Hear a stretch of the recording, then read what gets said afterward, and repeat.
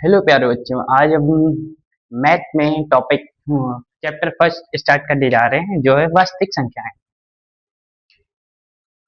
Chapter first start करने से पहले हमें कुछ बेसिक चीजें जान लेना चाहिए, चैप्टर के बारे में पता होना चाहिए और जो जो चैप्टर है और जो नंबर सिस्टम होता है उसके बारे में हमको पता होना चाहिए। हमारा जो चैप्टर है वो चैप्टर का नाम है वो है वास्तविक संख्या।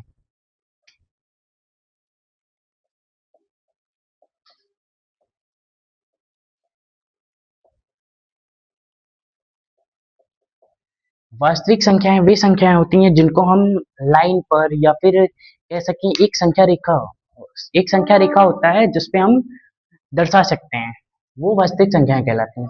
वास्तविक संख्याएं जो होती हैं वो दो प्रकार की होती हैं। कौन कौन सी? दो प्रकार की। पहली टाइप होती है जिसको कहते हैं परिमेय संख्या। क्या कहते हैं? परिमेय संख्या। पहला कहते हैं परिमेय संख्या और दूसरी जो होती है वो होती है अपरिमेय संख्या। क्या होती है? अपरिमेय संख्या। अब बच्चों ये जो परिमेय संख्या होती है और अपरिमेय संख्या होती है, हमने क्लास 9th में परिमेय संख्या के बारे में पढ़ा होगा। बिल्कुल। और अपरिमेय संख्या के बारे में भी हमने थोड़ा सा पढ़ा है, बट जो अपरिमेय संख्या है इसी के बेस वो हमारे फर्स्ट चैप्टर में होगा। अब पहले जानते हैं परिमेय संख्या क्या होती है। परिमेय संख्याएं वे होती हैं जिनको हम पी अपॉन क्यू के फॉर्म में लिख सकते हैं। क्या? पी अपॉन क्यू की फॉर्म में लिख सकते हैं। और जहां पर Q does not equal to zero होता है। क्या होता है? Q does not equal to zero होता है। जैसे कि अगर हम एग्जांपल लेते हैं, एग्जाम्पल में हम कोई भी नंबर ले सकते हैं, कोई भी पॉइंट की वैल्यू ले सकते हैं। जैसे 0.5 है, हम इसको भी पी बाई क्यू के फॉर्म में लिख सकते हैं, 5/10 कर सकते हैं। ये जो है ये परिमेय संख्या कहलाता है। ठीक है। और ऐसे बहुत सारे होते हैं, ये तो इनफिनाइट तक होते हैं और माइनस में भी हो सकते हैं, प्लस में भी हो सकते हैं, कोई जरूरी नहीं है। अपरिमेय संख्याएं जो होती हैं, अब समझते हैं अपरिमेय संख्याएं किसे कहते हैं। अपरिमेय संख्याएं वे होते हैं जिन्हें हम अंडर रूट के अंदर व्यक्त करते हैं या फिर जिनका पॉइंट पे कोई भी एंडिंग छोड़ नहीं होता है। अगर हम इनको देखें तो परिमेय संख्याएं वे होती हैं जो अपरिमेय संख्याएं वे होती हैं जिनका कभी भी एंडिंग छोड़ नहीं होता है। जैसे 0.84, 0.841, 0.842, ऐसे करके ये इनफाइनाइट तक चलती जाती हैं। इसको कहते हैं अपरिमेय संख्याएं। और जो भी √3 है, √5 है, √7 है, ये सब क्या है? अपरिमेय संख्या है। और जैसे कि अगर हम पाई, कहीं कहीं हमें पाई मिलता है, ये क्या है? ये एक अपरिमेय संख्या है। क्यों? क्योंकि ये सिंबल है। हाँ, पाई एक अपरिमेय संख्या है, बट अगर पाई की वैल्यू 22/7 कह दी जाए तो ये एक परिमेय संख्या है। क्यों? क्योंकि ये तो पी बाई क्यू के फॉर्म में है, लेकिन ये पी बाई क्यू के फॉर्म में नहीं हो सकती। क्यों?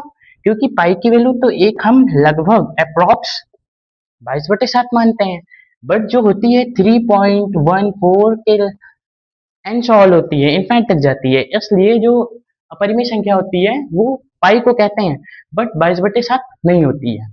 इसलिए हमें क्वेश्चन में कभी कभी देता है कि 22/7 क्या अपरिमेय संख्या है? तो 22/7 अपरिमेय संख्या नहीं है। इसके आगे हम जानते हैं,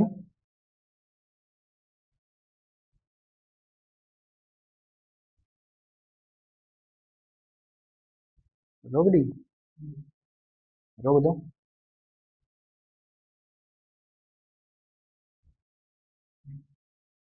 अब बच्चों यहाँ पर कुछ इंपॉर्टेंट कथन होते हैं, जैसे कि हमने पिछली क्लासों में पढ़ा होगा पूर्ण संख्या किसे कहते हैं।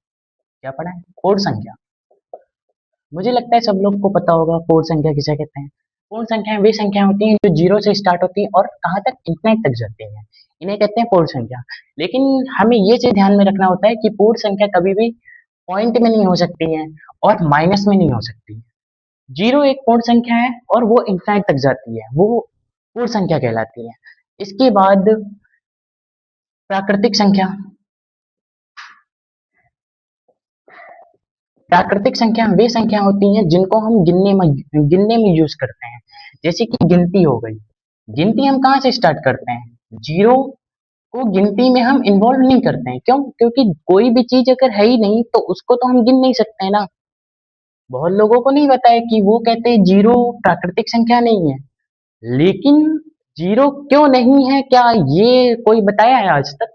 जीरो इसलिए नहीं है क्योंकि कोई भी चीज है, अगर कोई चीज है ही नहीं तो उसको हम शून्य भी नहीं कह सकते हैं। क्यों? क्योंकि वो उसका अस्तित्व ही विद्यमान नहीं है। और जो चीज होती नहीं है वो ना जीरो होती है और ना वो इन्फिनाइट होती है। इसलिए जो प्राकृतिक संख्याएं होती हैं वो एक से स्टार्ट होती हैं, दो, तीन एंड सो ऑल इन्फिनाइट तक जाती हैं। इसके बाद आता है अभाज्य संख्याएं। अब अभाज्य संख्याएं वे संख्याएं होती हैं जो स्वयं से विभाजित हों। कैसे हों? स्वयं से विभाजित हों और एक से विभाजित हों। मतलब देखो जितने भी नंबर्स हैं वो एक से तो डिवाइड होते ही होते हैं, ये तो 100% है। एक से वो डिवाइड होंगे, वो चाहे माइनस में हो और चाहे वो प्लस में हो। अब ये जो अभाज्य संख्याएं होती हैं ये माइनस और प्लस दोनों में हो सकती हैं। जो एक से डिवाइड हो और स्वयं संख्या से विभाजित हो उसे कहते हैं अभाज्य संख्याएं। जैसे कि हम अगर 5 लें, 5 एक अभाज्य संख्या है। क्यों? क्योंकि अगर हम इसके फैक्टर करेंगे मतलब गुणनखंड करेंगे तो गुणनखंड में 5 क्रॉस 1 मतलब 5 इंटू 1 5 ही होता है, और तो इसके कोई भी फैक्टर नहीं हो सकते हैं। ऐसे ही अगर हम मान लो एक लेते हैं 59, अब ये बहुत बड़ा नंबर है 59, हमें अगर चेक करना है तो क्या ये 3 से कटेगा? नहीं कटेगा। और भी क्या ये 2 से कटेगा? नहीं कटेगा। बट ये 1 से तो डिवाइड होगा ही होगा, और ये 59 से भी डिवाइड होगा, और किसी भी टेबल में 59 नहीं आएगा। इसलिए ये क्या है? एक अभाज्य संख्या है। और हमें एक चीज ध्यान रखना होता है, जितने भी हम फैक्टर करते हैं उसमें अभाज्य संख्याओं का रोल सबसे ज्यादा होता है। क्या? अभाज्य संख्याओं का रोल सबसे ज्यादा होता है। इसके बाद आता है हमारा भाज्य संख्याएं।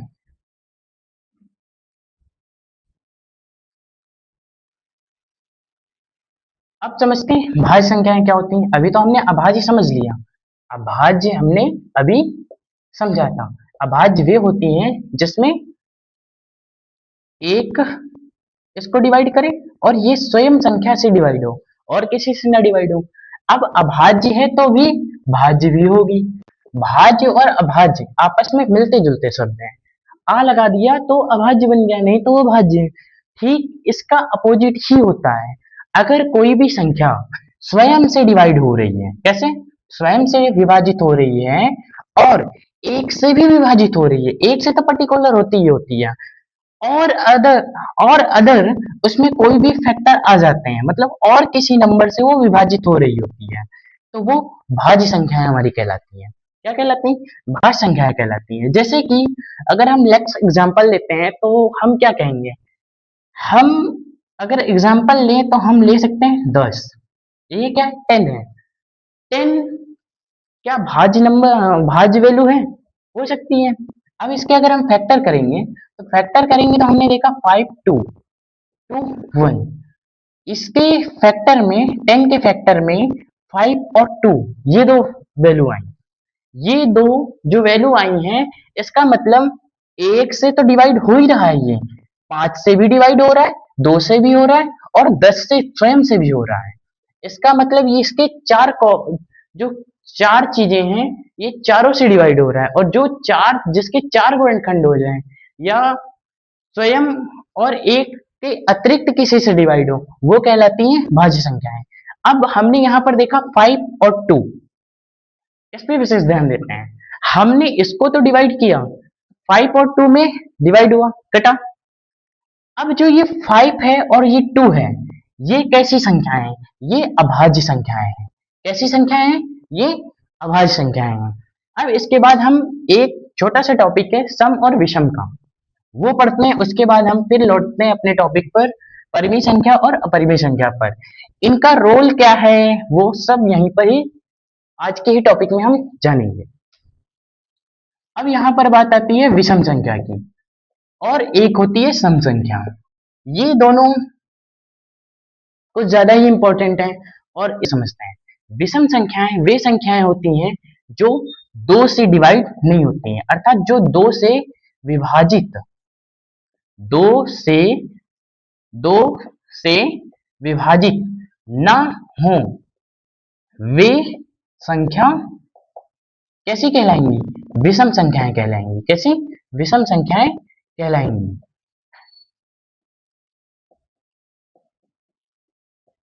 देखो ये सब तो सबको आता होगा, इसके किसी को नोट्स की जरूरत नहीं है, हमें सिर्फ माइंड में रखना है और समझना है। क्यों? क्योंकि नंबर सिस्टम का रोल हमारे जीवन में भी बहुत बड़ा है और कॉम्पिटिटिव एग्जाम में तो बहुत बड़ा ही हो जाता है। इस पे बहुत सारे सवाल बनते हैं, हमें रीजनिंग में देखने को भी मिलते हैं। और जो सम संख्याएं होती हैं, अभी तो हमने विषम समझ लिया। विषम क्या है? सीधा सा फंडा है, दो से जो विभाजित ना हो वो विषम है। सम क्या होगा? इसका अपोजिट, जो दो से विभाजित हो जाए। ना शब्द को इसमें इसमें कॉपी पेस्ट करना है, कॉपी पेस्ट करना है। और क्या करना है? ना शब्द को सिर्फ हटा देना है। इसमें क्या करना है हमें? ना शब्द को नहीं लिखना है। और ये पूरी सेम लैंग्वेज सम संख्या की हो जाएगी। क्या होगी? जो दो से विभाजित हो वे संख्या सम संख्या कहलाती है। विषम की जगह क्या कर देंगे? सम कर देंगे। अब एग्जाम्पल समझते हैं। पहले हम विषम का एग्जाम्पल समझते हैं। विषम संख्या का एग्जाम्पल अगर लें तो हम क्या ले सकते हैं? क्या हम 3 ले सकते हैं? बिल्कुल। क्यों? क्योंकि दो के पहाड़े में या दो के टेबल में 3 कभी नहीं आता है। 5 ले सकते हैं, दो के टेबल में 5 कभी नहीं आता है। 6 नहीं ले सकते हैं। क्यों? क्योंकि दो के टेबल में 6 तो बिल्कुल आता है, इसलिए 6 को हम नहीं लेंगे। और हम एक चीज, छोटी सी ट्रिक भी जान सकते हैं सम और विषम को पहचानने की। देखो दो का जो भी टेबल होगा, ठीक है, जो दो का जो भी टेबल होगा वो चाहे 10 अंकों का हो या फिर 5 अंकों का हो या 4 हो या 3 हो या 2 हो या एक ही अंक का हो। मैं जो ट्रिक बताने जा रहा हूं उससे आप सम और विषम में कभी भी कंफ्यूजन नहीं होंगे, चाहे जितने बड़े नंबर का हो। अगर हमें सम और विषम ही पता करना है तो छोटी सी ट्रिक है। ट्रिक क्या है? ट्रिक ये है, दो के पहाड़े में लास्ट में क्या आता है? या तो जीरो आएगा, या तो दो आएगा, या चार आएगा, या छह आएगा, या आठ आएगा। इसके सिवा कुछ नहीं आता है। मुझे बस ये 5 नंबर याद करने। अगर लास्ट में जीरो दिख रहा है, दो दिख रहा है, चार दिख रहा है, छह दिख रहा है, आठ दिख रहा है, तो हमको आंख बंद करके सीधे सीधे सम संख्या पे टिक कर दे। जैसे कि हम एग्जांपल लेते हैं 364 का। ये क्या है? 364 है। आप इसको दो से डिवाइड करोगे, दो से इसको डिवाइड करोगे तो क्या आएगा? 2 1 जा 2, 2 8 जा 6, 2 2 जा 4, 182। देखो दो से ही पूर्णता डिवाइड हो गया, पूरी पूरी तरीके से कट चुका है। अर्थात इसके लास्ट में हमने जैसे देखा 4 है तो सीधे सीधे हम इसको क्या बता देंगे? सम है। हाँ, विषम को कैसे पहचानना है? अगर जिसमें 0 2 4 6 8 ना दिखे वो सीधे डायरेक्ट विषम हो जाती है। जैसे कि हम बात कर लें 361 की, करते हैं 0 2 4 6 8 यहां पर देंगे, यहां पर 6 है, इससे हमें कोई मतलब नहीं, हमें सिर्फ लास्ट डिजिट देखना है। लास्ट में हमने देखा दो नहीं है, अब इसको डिवाइड करके देखते हैं। वैसे तो हम डायरेक्ट कह सकते हैं ये विषम है, बट डिवाइड करके देख लेते हैं। 2 1 जा 2, 1 क्या है, 2 8 जा 16। अब यहाँ पर 16 तो कट गया बट 1 बचा। अब क्या करेंगे? अब 1 बचा तो हम पॉइंट लगाएंगे, तो पॉइंट लगाने से पहले हमें जीरो लगाना होगा। जीरो लगाएंगे तो 0.5।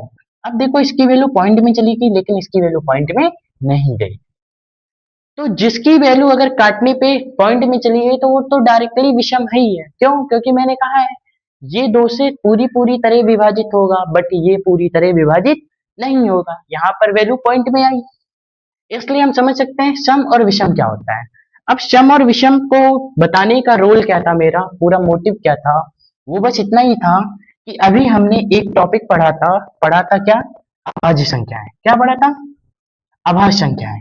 अभाज्य संख्याओं में सारे नंबर जो आ रहे थे वो सारे विषम थे, हमने देखे थे। अभाज्य संख्याएं वे संख्याएं थी जिनमें सभी नंबर विषम आ रहे थे। कैसे आ रहे थे? सभी नंबर विषम आ रहे थे। जितने भी नंबर होंगे विषम वो अभाज्य संख्याएं होंगे। बट एक जगह नियम नहीं लगता है। कहाँ नहीं लगता है? वो नियम 2 पर नहीं लगता है। दो अभाज्य संख्या है, लेकिन क्या हुआ, दो अभाज्य संख्या है, लेकिन दो एक सम संख्या भी है।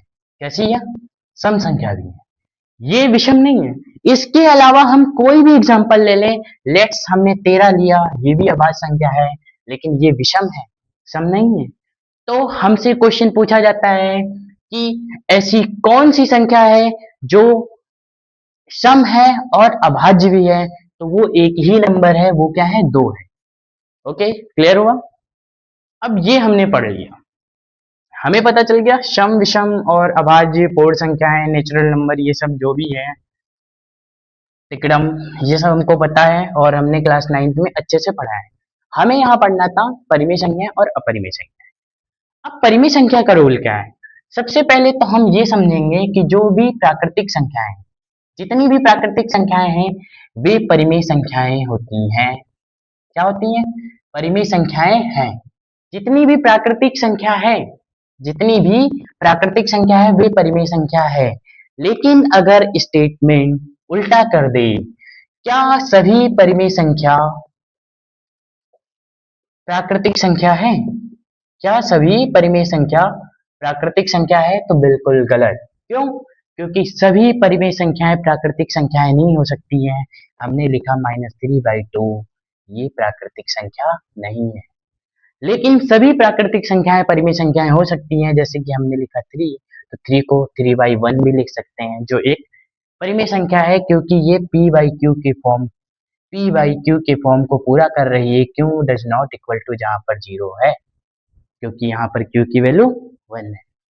ओके, ये हमने स्टेटमेंट देख लिया। यही चीज सब में लागू होता है। अब मैं आपको शॉर्टकट में बताऊंगा, क्यों? क्योंकि मेरे पास इतना टाइम नहीं है और आप लोग ये सब पढ़े हुए हो और आपको कोई जरूरत भी नहीं है ये सब जानने की, बट ये पता होगा तो आप इस चैप्टर को आसानी से समझ सकते हो।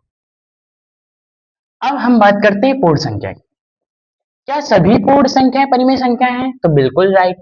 जितनी भी पूर्ण संख्याएं होती हैं वो परिमेय संख्याएं होती हैं, करेक्ट। क्या सभी परिमेय संख्या पूर्ण संख्या हैं? नहीं। जितनी भी परिमेय संख्याएं हैं वो पूर्ण संख्याएं नहीं हो सकती हैं। क्यों? क्योंकि 3/2 तो पूर्ण संख्या परिमेय संख्या है, लेकिन ये पूर्ण संख्या नहीं है। क्यों? क्योंकि इसकी वैल्यू पॉइंट में आएगी और पॉइंट में पूर्ण संख्या होती ही नहीं है। पूर्ण संख्या में 0 लिखें, 0/1 करेंगे तो 0 भी एक परिमेय संख्या है। हाँ, 1/0 नहीं कर सकते, ये एक पूर्ण संख्या नहीं है और ना ही ये एक परिमेय संख्या है। क्यों? हम इसके बारे में ट्रिग्नोमेट्री में बहुत बढ़िया समझेंगे और वहीं पर ही आपको बताएंगे। फिलहाल अभी हम जान लेते हैं 1/0 का जो आंसर आता है वो इनफाइनाइट आता है। 1/0 का जो आंसर आता है वो इनफाइनाइट आता है। 0/1 का आंसर 0 आता है। या पर या फिर यहाँ पर कोई भी नंबर हो, n m कुछ भी हो, उसका आंसर 0 आएगा। लेकिन m/0 हो जाए तो उस भी उसका आंसर इनफाइनाइट ही आएगा। इतना हमने समझा। और अब हम समझते हैं अभाज्य संख्याएं। अभाज्य संख्याएं जो हैं वो भी परिमेय संख्याएं हैं। जितनी भी अभाज्य संख्याएं हैं वो सारी परिमेय संख्याएं हैं, लेकिन सभी परिमेय संख्याएं अभाज्य संख्याएं नहीं होती हैं। ये भी स्टेटमेंट गलत है। जितनी अभाज्य संख्याएं हैं वो परिमेय संख्याएं हो सकती हैं, लेकिन जितनी परिमेय संख्याएं हैं वो अभाज्य संख्याएं नहीं हो सकती। अब हम आपको एक छोटा सा ग्राफ समझाएंगे, जिसमें हम सारी चीजें आपको एक साथ ही बताएंगे और आपको क्लियर भी रहेगा। अब यहाँ पर हम आपको एक एरो लिखते हैं। सबसे पहले लिखते हैं परिमेय संख्या। क्या लिखा? परिमेय संख्या। हमने यहाँ पढ़ा पूर्ण संख्या, यहाँ पढ़ा प्राकृतिक संख्या, यहाँ पढ़ा अभाज्य संख्या, यहाँ पढ़ा भाज्य संख्या। हाँ, एक सह अभाज्य संख्या भी होती है, जिसका हमारे में बहुत ही ज्यादा यूज है और इस टॉपिक से कम नहीं तो 5 नंबर का एक क्वेश्चन आने की संभावना तो यूपी बोर्ड में बिल्कुल ही रहती है। सह अभाज्य संख्या है, एक शॉर्टकट में डाल समझ लेते हैं सहभाज्य संख्याएं क्या होती हैं। अभाज्य की तरह ही होती है, बस सह लग जाता है। सह का मतलब होता है जोड़ा। सह का मतलब क्या है? जोड़ा। मतलब ये जोड़े में होंगी, जैसे 5 और 3। अब ये जोड़े में है। हाँ, इसकी छोटी सी डिफिनेशन है, वे संख्याएं जिनका एच सी एफ बाद में बताऊंगा आपको एच सी एफ क्या होता है। फिलहाल यहाँ इसका फुल फॉर्म जान लेते हैं, हाईएस्ट कॉमन फैक्टर, या फिर इसको बोलते हैं महत्तम समापवर्तक। हिंदी में बोलते हैं महत्तम समापवर्तक और इंग्लिश में बोलते हैं हाईएस्ट कॉमन फैक्टर। इसका एच सी एफ 1 होना चाहिए। जिन भी जो भी जोड़े होंगे, 2 या 2 से अधिक हो सकते हैं, 3 हो सकते हैं, 4 हो सकते हैं, अगर उनका एचसीएफ 1 है तो वो 100% से अभाज्य संख्याएं होती है। ठीक है, ये सारी चीजें हैं। अब यहाँ पर देखो, ये एरो बनाया, ये बनाया, ये बनाया, ये बनाया, ये बनाया। जितनी भी सहभाज्य संख्याएं होती हैं वो परिमेय संख्याएं होती हैं। पूर्ण संख्याएं जो होती हैं वो परिमेय संख्याएं होती हैं। प्राकृतिक संख्याएं होती है वो परिमेय संख्याएं होती हैं। अभाज्य वाली भी होती हैं और भाज्य वाली भी होती है। लेकिन जितनी भी परिमेय संख्याएं होती हैं वो ये नहीं होंगी, ना ही ये होंगी, ना ये होंगी, ना ये होंगी। क्यों? क्योंकि ये पॉइंट में भी आती हैं। तो ये हमें स्टेटमेंट ध्यान रखना है, क्योंकि कभी कभी एक एक नंबर में हमें कॉलेज टेस्ट में भी आ जाता है कि क्या सभी अभाज्य संख्याएं परिमेय संख्या होती हैं। तो सभी अभाज्य संख्याएं तो परिमेय संख्याएं हैं, लेकिन सभी परिमेय संख्याएं अभाज्य संख्याएं नहीं होती। हमारा टॉपिक परिमेय संख्याएं और अभाज्य संख्याओं का क्लियर हो। अब हम यहाँ अपने टॉपिक पे आते हैं जो क्लास 10th में है, वो है यूक्लिड। सबसे पहले यूपी बोर्ड में एक वैज्ञानिक है यूक्लिड। क्या है? यूक्लिड। हो सकता है स्पेलिंग मिस्टेक हो, उसको आप देख लीजिएगा। ये यूक्लिड एक वैज्ञानिक है।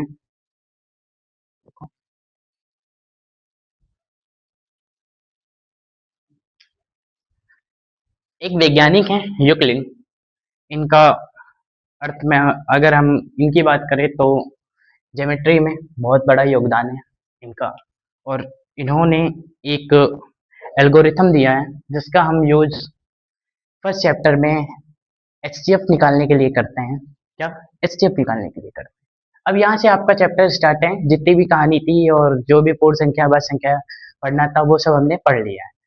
हम अब उन पे बहुत कम ही चर्चा करेंगे। अगर टॉपिक आता है बीच में तो ठीक है, नहीं तो फिर कोई उसकी जरूरत नहीं है। स्टेट बस ये सब हमें ध्यान रखना है, क्योंकि कॉम्पिटेटिव एग्जाम में भी पूछा जा सकता है। अब यूक्लिड है। यूक्लिड ने एक थ्योरम दी थी। हम सीधे सीधे थ्योरम पे ही बात करते हैं। उन्होंने क्या कहा? उन्होंने कहा कि ए कोई भी एक नंबर है, ए बी कोई दूसरा नंबर है, इसमें हम क्यू का मल्टीप्लाई करेंगे। क्यू का क्या करेंगे? मल्टीप्लाई करेंगे। और जो भी आंसर आएगा उसमें जो बचेगा आर वो ऐड कर देंगे। ये एक थ्योरम इन्होंने दी। आपको नहीं समझ में आई होगी, मुझे भी नहीं आई थी पहली बार। अब समझते हैं तब आएगी, क्योंकि फर्स्ट टाइम जो भी पढ़ता है उसको नहीं समझ में आती। ए कहाँ क्या है? यहाँ पर एक एग्जांपल लेते हैं छोटा सा। हमें निकालना है 3, 12 और 4। क्या है? 12 और 4। इसका मुझे क्या निकालना है? H C F. H C F निकालना है। इन्होंने जो थ्योरम दी थी उससे एच सी एफ को ही निकाला जा सकता है, और बहुत शॉर्ट ट्रिक है। अभी तक हमने एच सी एफ फैक्टर के माध्यम से समझा था। अब यहाँ पर इनकी थ्योरम के माध्यम से समझते हैं, असंख्यक के माध्यम से समझते हैं। 12 और 4 दो चीजें हमने लिया। क्वेश्चन में क्या लिया? 12 एंड 4। 12 क्या है? इन दोनों में हमें ध्यान रखना है जो भी बड़ा नंबर दिखेगा, ये ध्यान रखना है क्या? बड़ा नंबर जो भी दिखेगा उसको हम ए की ए मानेंगे। क्या मानेंगे? ए मानेंगे। ओके। जो छोटा नंबर होगा उसको हम बी मानेंगे। तो यहाँ पर क्या, ए को हमने 12 माना, बी को हमने कितना माना? 4 माना। क्यों क्या है यहाँ पर विशेष ध्यान देने वाली बात? क्यों वो नंबर है जिसका हम इसमें मल्टीप्लाई कराएंगे। अब क्या क्यों को हम अपनी स्वेच्छा से रख सकते हैं? बिल्कुल स्वेच्छा से रख सकते हैं, लेकिन क्या 1 2 3 4 हम कितना रखेंगे? तो हमें पूरा करना होता है एक नियम जो मैथ में हमेशा और हर जगह लागू होता है। वो नियम है LHS बराबर RHS। क्या है? LHS बराबर RHS। अब हमें LHS बराबर RHS, अगर A 12 है तो फिर इसमें कुछ भी मल्टीप्लाई हो, कुछ भी ऐड हो, और वो 12 के बराबर ही आना चाहिए। करेक्ट? तभी इस नियम को फॉलो होगा, अन्यथा ये नियम फॉलो नहीं करेगा। और इसी नियम के बेस पे ही ये फॉर्मूला आया है। आपको कभी भी इसका डेरिवेशन नहीं पूछा जाएगा क्लास 10th में, और वो पूछा भी नहीं जाता है, आज तक तो नहीं पूछा गया है।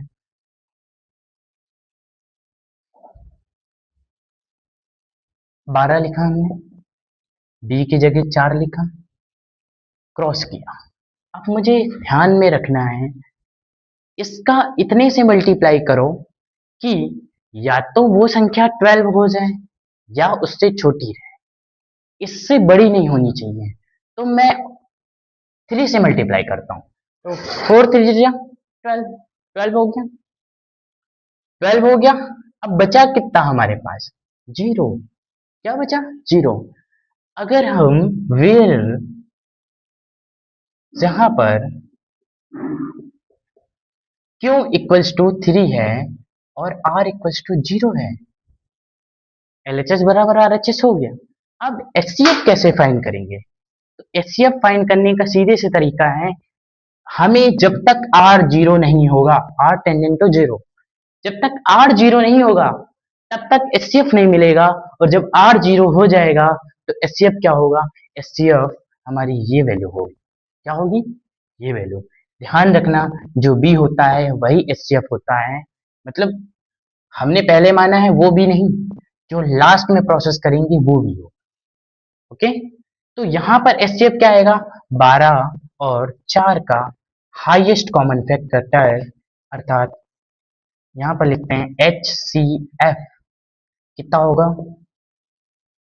4 होगा। ठीक है, ये हमने छोटे से एग्जांपल से समझा। एक दो क्वेश्चन और करते हैं, इसके बाद कुछ होमवर्क के लिए है। ये तो आप लोगों को समझ में आ गया होगा, इसी के बेस पे ये हुआ है। अब देखते हैं, एक दो क्वेश्चन लगाएंगे और हमें पूरी तरीके से क्लियर हो जाएगा।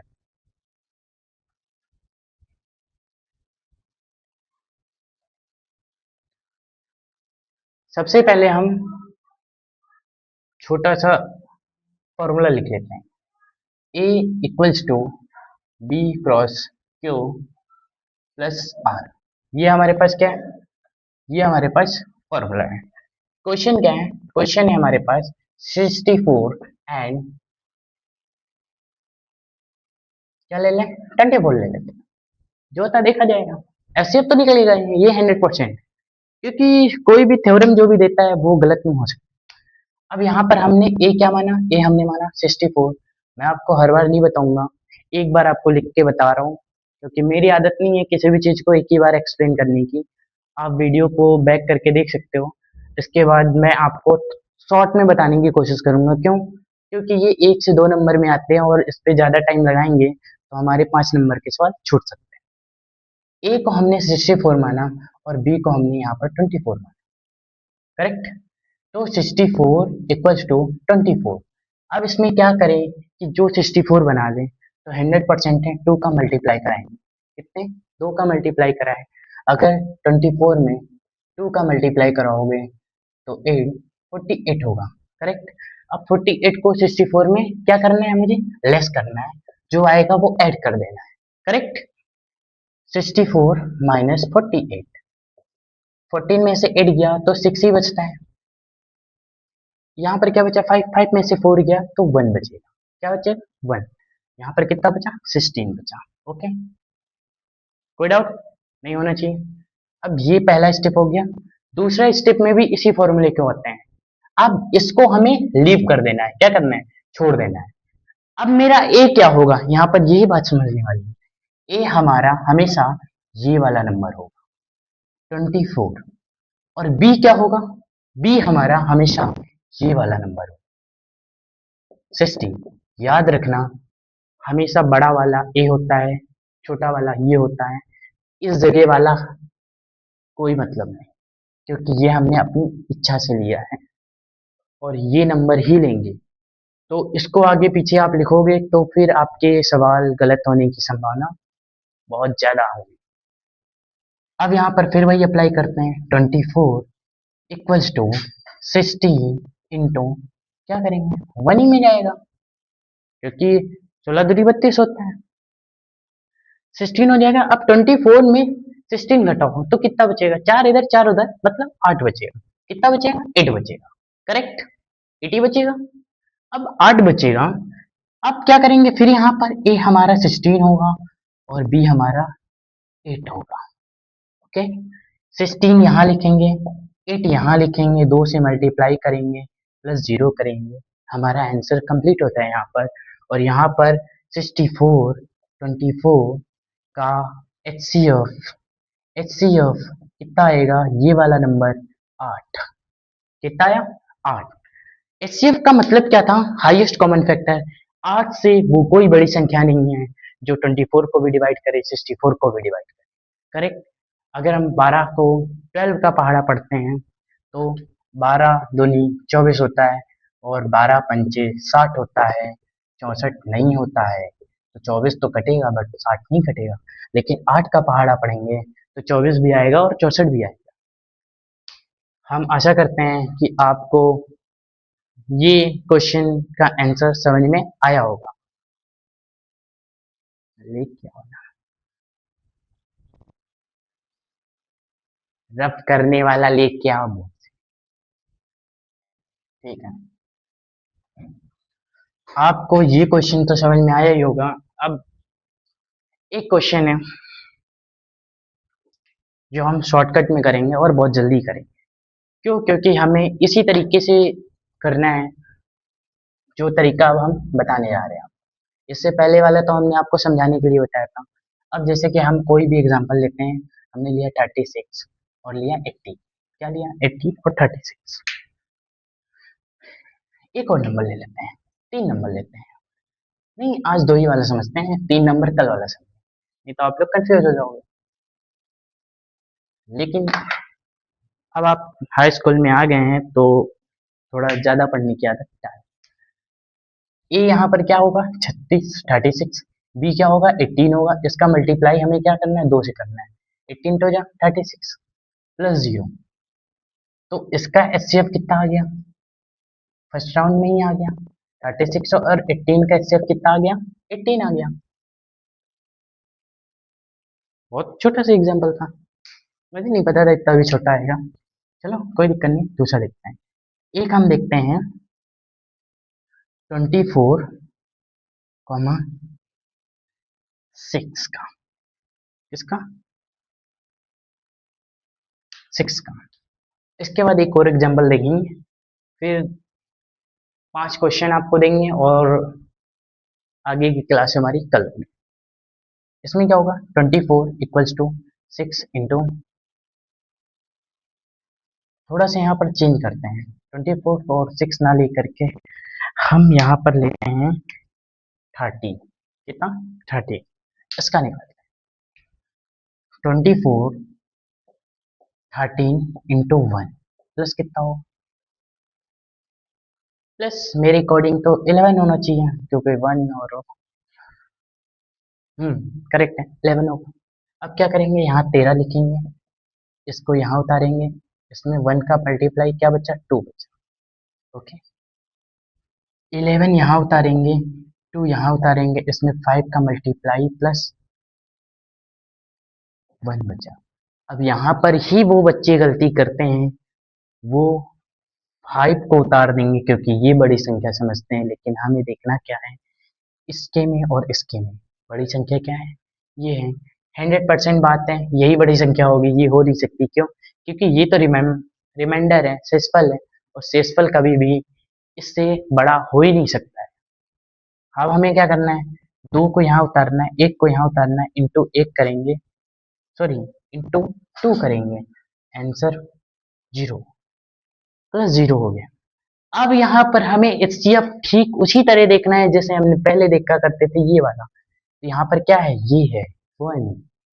इसका मतलब HCF 24, 13 का कितना आएगा, 1 आएगा। कितना आएगा, 1 आएगा। हम आशा करते हैं आप इस क्वेश्चन को भी समझे होंगे।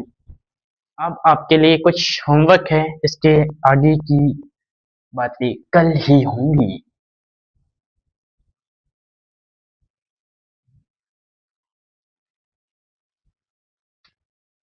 पहला क्वेश्चन है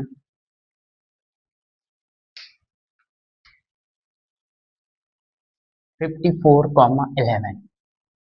इसका हमें क्या फाइंड करना है, HCF फाइंड करना है। क्वेश्चन क्या है हमारा, HCF निकालो या फाइंड करो। किस मेथड से, फैक्टर गुणनखंड विधि से हमें नहीं फाइंड करना है, हमें यूक्लिड समीकरण से फाइंड करना है। क्वेश्चन में दिया हुआ है कि यूक्लिड समीकरण से इसको फाइंड करना है। दूसरा क्वेश्चन हम है यहाँ पर 24 और 56 का HCF निकालो। तीसरा क्वेश्चन है 39 और 75 का HCF निकालो। चौथा क्वेश्चन है 54, 96 का HCF निकालो। आप इन चारों सवालों को करके आएंगे और अपने कमेंट में बताएंगे कि इनका आंसर क्या है। अगर आपको वीडियो अच्छी लगे तो आगे रेफर करिएगा और लाइक करिएगा, अन्यथा